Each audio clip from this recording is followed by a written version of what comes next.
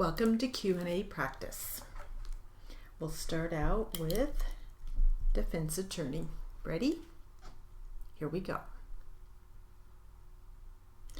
And do you see what the length of that phone call is? Yes. And that's 18 seconds. According to the phone, yes. And that's an extraction, meaning that's information taken from the phone physically itself, right? It's a forensic report generated from the actual hardware, the actual phone, mobile phone itself. So that's instead of 30 seconds that you got from the cell tower records, it's 18 seconds for the 251 call, right? I thought it was 18 or 19. Oh, 251. Yes, 251, not 249. Yes, that's a different time. And these are records for Tam Sar, correct? Objection, Your Honor. There's no foundation that this witness has even seen this. Use the phone number. Well, it's an extraction. The government, I hope, would be aware of this. It's an extraction from Tam's phone. I don't have the phone number. It's not toll records. It's an extraction done by the government. Go ahead, proceed. Just, Your Honor, this witness has analyzed phone records, not data extracted from a phone. I understand. Go ahead. So that was the 251 call, right? Right. And that was outgoing, right? Just, I could scroll back up if you want to look at it again. Yeah, according to whatever system they used here, Cellebrite or whatever extraction they used. And there's an earlier call, 6:49 UTC, which would be 2:49 p.m. Boston time, right? That's correct, yes. And that's shown as incoming, right? Right, yes. From 9151, from 9151, correct?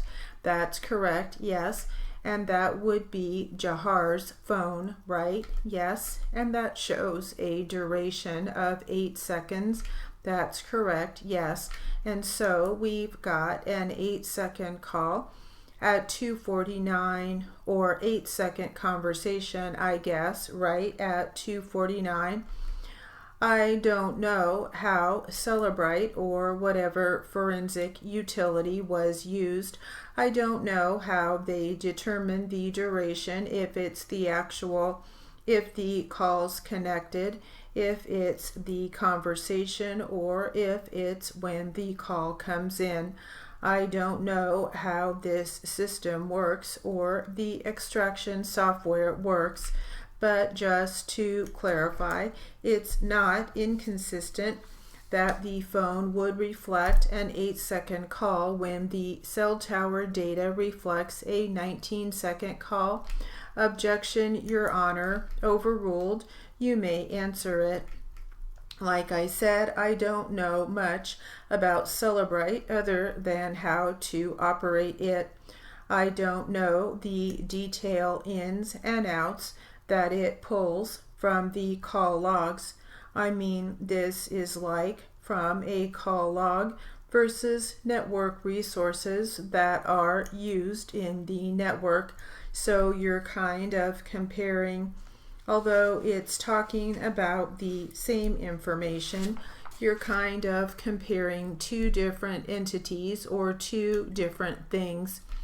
I guess really I'm just asking, the fact that one shows a shorter time period it's not inconsistent with the fact that the cell tower reflects a longer time because it includes the connection time, right? I don't think that's unusual, but like, once again, I don't know how it determines this duration or time. I assume it's the call. It's like when the the actual call is occurring. But what happens when a call's missed? I don't know the answer to that. So whether you say it's inconsistent or consistent, I don't know the answer to that because I'm not familiar enough with what they're extracting out of the actual mobile phone itself. I deal with more the networks. I understand, thank you, but the showing you the slide that I think is number 9, which is let's go to number 8, which is the 249 call, I think, right? And could we have that on the screen, please? That shows, I'm sorry, it's the 251 call, but let's just stay there for a second. It shows for one, that's just one phone call, even though there's 2 times shown, correct? Yes, they're calling each other, so it's in respect to 2 different phones. So we received call detail records for one phone number and call details for another phone number. I'm showing them both on the screen in respect to each of those call detail records, but yes, the 2 phones are calling each other. And the 251 call we know was a call from Tam to Jahar, right? Yes. And one of them says 1451.18. The other one shows 1451.19. Is that because the cell data for each of them would be different? Well, yeah, it's in respect to that phone itself, right? But again, the 1451.19 is not the time that in this instance Jahar picked up the phone and started talking. Well, it's the instant in which his phone responded to the page. So when a phone's incoming, like I said, the network has to generally or know the general area where you are. So if I have an incoming call, the area where I am, a page signal would go out. When that page signal goes out, it's kind of like going back to the teacher-student relationship. The teacher's calling my name. As the mobile, I raise my hand. The teacher calls on me and says, "Hey, you have a call. Go over here and you can complete your call." That's when those resources are granted, that's when the record is generated and that timestamp is generated. Okay, but not when the conversation necessarily began, right? Not when I hit the green button, but like I'm getting caller ID, my phone is ringing. That's typically when you're starting to look for those resources. And right before I hit the green button, that's when you know I'm going to actually connect and we can communicate with each other. And the records or the maps and diagrams that you showed us for days after April 15th were not necessarily calls between the brothers. Is that right? Right. There are some that are between them, but I think the majority of them, or the bulk of the calls that are displayed, are not between the two.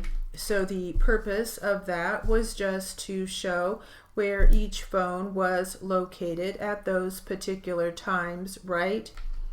The general area, yes. And in order to put that information together, you reviewed, in this case, AT&T records going back from April 2013, April 2013, going back to into December of 2012, right?